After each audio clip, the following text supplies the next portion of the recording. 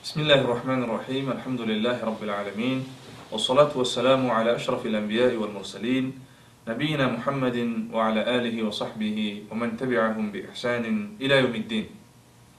أما بعد، فأعوذ بالله من الشيطان الرجيم. إن الله يدافع عن الذين آمنوا. الآية. زمان محترم مسلمان ورونو، توحید عقیده باید هر مسلمان د دې ډېر اهتمام وکړي، ځکه چې توحید ټول دین دی. ځکه چې توحید نه بغیر انسان نشي کولی چې د خپل رب سره تعلق قایم کړي. او د توحید عقیده قرآن کریم کې الله سبحانه وتعالی ډېره زیاته بیان کړي. قرآن درې خبرې ډېرې زیاتې بیان کړي چې په هغوی کې اوله خبره العبادة لله وحده سبحانه وتعالی، د الله سبحانه وتعالی عبادت یوازې کول چې دې ته توحید هم وایي. او دارنګه د رسول الله صلی الله علیه وسلم رسالت ډېر بیان کړی، او قرآن کریم دا خبره ډېره بیان کړې چې تاسو آخرت ته تیاری وکړئ. ای انسانانو مه غافله کیږئ، په تاسو باندې قیامت را روان دی، د هغې تیاری وکړئ. الغرض توحید عقیده د قرآن کریم د مهمو او اساسی موضوعاتو څخه یوه مهمه او اساسی موضوع ده.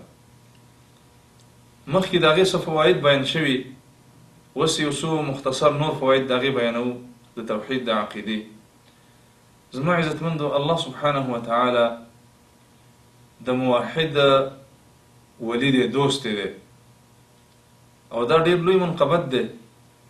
کله چې الله سبحانه وتعالی د یو انسان سره محبت وکړي، هغې ته خپل ولایت ورکړي، نو دا ډېر لوی سعید او خوشبخته انسان دی، او دا په توحید باندې ملاویږي. بعضې انسانان د الله د ولایت چغې وهي، خو په حقیقت کې دوی د الله دښمنان دي، د الله د دین دښمنان دي، د الله د رسول دښمنان دي. هسې په چغو او په دعوو باندې کار نه کیږي. نو صحیح موحد مومن بنده چې دا د الله دوست دی. رب العالمین فرمای الله ولی الذین آمنوا یخرجهم من الظلمات الى النور.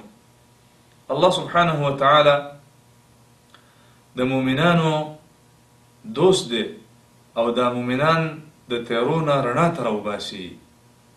نو الله سبحانه وتعالی مؤمن بنده ته د ایمان رڼا ورکوي، د کفر تیاره ترې نه ختموي، او همدارنګه د توحید رڼا ورکوي، د شرک تیارې ترې نه ختموي، د اتباع رڼا ورکوي، د بدعاتو تیارې ترې نه ختموي. نو قسمه قسم تیارې چې دي هغه الله سبحانه وتعالی د خپل مؤمن موحد بنده نه لرې کوي، او دغه رڼاګانې ورته ورکوي. نو که یو کس غواړي چې د رب العالمین دوست جوړ شي، د توحید عقیده دې خپله کړي. هر موحد د الله سبحانه وتعالی دوست دی. او همدارنګه سعة الرزق، الله سبحانه وتعالی موحد ته پراخه رزق ورکوي، ښه عزتمند رزق ورته ورکوي. د توحید د وجې نه الله سبحانه وتعالی رزقونه پراخوي. رب العالمین فرمایي ولو ان اهل القرى آمنوا واتقوا لفتحنا عليهم بركات من السماء. که دا کلو والا صحیح ایمان راوړي او د توحید عقیده خپله کړي او د خپل رب نه وویریږي، رب العالمین فرمایي لفتحنا علیهم برکات من السماء. په دیو باندې به موږ د اسمانونو برکتونه راکولاو کو، د ځمکې برکتونه به پرې راکولاو. الغرض د توحید د وجې نه د انسان رزق پراخي. همدارنګه مدافعة الله جل في علا عن الموحدين. الله سبحانه وتعالی د موحد بندگانو او د موحدینو دفاع کوي.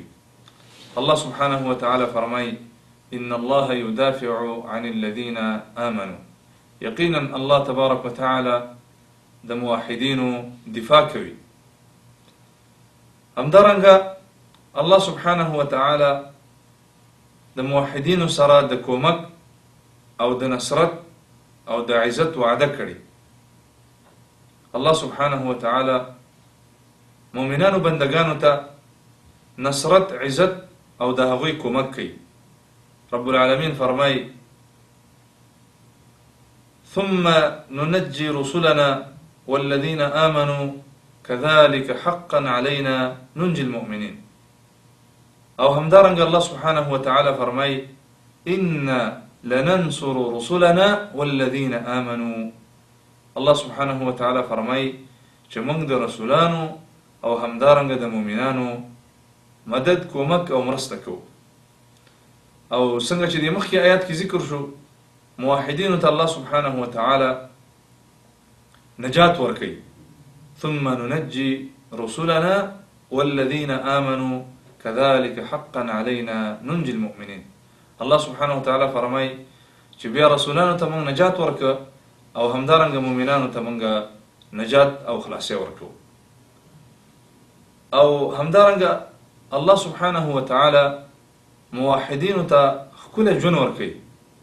لکه رب العالمین فرمای من عمل صالحا من ذكر او انثى وهو مؤمن فلنحيينه حياة طيبة.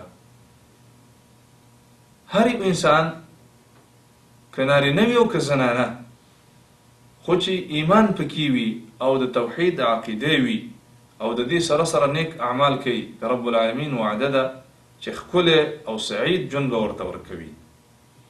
او همدارنګه زما عزتمند ورونو موحدینو بندگانو باندې د شیطان تسلط نه وي. الله سبحانه وتعالى فرمای إنه ليس له سلطان على الذين آمنوا وعلى ربهم يتوكلون. مؤمنان او موحدین چې په خپل رب باندې توکل کوي په داسې بهترینو انسانانو باندې د شیطان تسلط او د شیطان وس نه کیږي چې ګمراه کړي. او همدارنګه زما عزتمندو الله سبحانه وتعالى د موحدینو بندگانو لپاره د نور انسانانو د نور مخلوقاتو په زړه کې محبت پیدا کوي. لکه الله سبحانه وتعالى فرمای إن الذين آمنوا وعملوا الصالحات سيجعل لهم الرحمن ودا. یقینا مؤمنان او صالحین د دې لپاره به الله سبحانه وتعالى محبت پیدا کوي. د دې د وجه نه که تاسو سوچ وکئ د موحدینو بندگانو سره مؤمنانو سره موحدینو سره د هغوی دښمنان هم محبت کوي او کله کله صفته له هم کوي خو د خپلو خواهشاتو د وجې نه د هغوی دښمني کوي. او همدارنګه زما عزتمندو استغفار الملائکة للموحدین. ملائکې د موحدینو لپاره بخښنه غواړي. دې نه سره سوچ وکړي چې د توحید عقیده څومره مهمه ده. ای انسانه که د توحید عقیده دې خپله کړله نو ملائکې درته په اسمان کې استغفار غواړي. الله سبحانه وتعالى فرمای الذين يحملون العرش ومن حوله يسبحون بحمد ربهم ويؤمنون به ويستغفرون للذين آمنوا. هغه ملائکې چې عرش بار کړي او هغه چې د عرش نه ګیر چاپیره دي د خپل رب تسبیح او تحمید بیانوي د خپل رب پاکي بیانوي په هغوی باندې ایمان لري او د دې سره سره د مؤمنانو او موحدینو لپاره استغفار او بخښنه غواړي. او همدارنګه زما عزتمندو الموحدون هم خیر البریه. موحدین انسانان د الله تابعدار بندگان دا ډیر بهترین بندگان دي. الله سبحانه وتعالى فرمای إن الذين آمنوا وعملوا الصالحات أولئك هم خير البرية. مؤمنان موحدين وصالحين دا ډیر بهترین مخلوق دی. نو زما عزتمندو که موږ تاسو غواړو چې الله سبحانه وتعالى زمونږ ولی دوست شي او الله سبحانه وتعالى زمونږ رزق پراخه کړي، الله سبحانه وتعالى زمونږ څخه دفاع وکړي او الله سبحانه وتعالى زمونږ مدد وکړي، الله جل جلاله موږ ته ښکلی ژوند راکړي او همدارنګه الله سبحانه وتعالى موږ ته په دنیا او آخرت کې نجات راکړي او همدارنګه شیطان د تسلط نه موږ بچ کړي او زمونږ لپاره د خلکو په زړونو کې محبت پیدا کړي او د دې لپاره چې ملایکې زمونږ لپاره استغفار وغواړي او د دې لپاره چې موږ په بهترین جماعت کې شامل شو.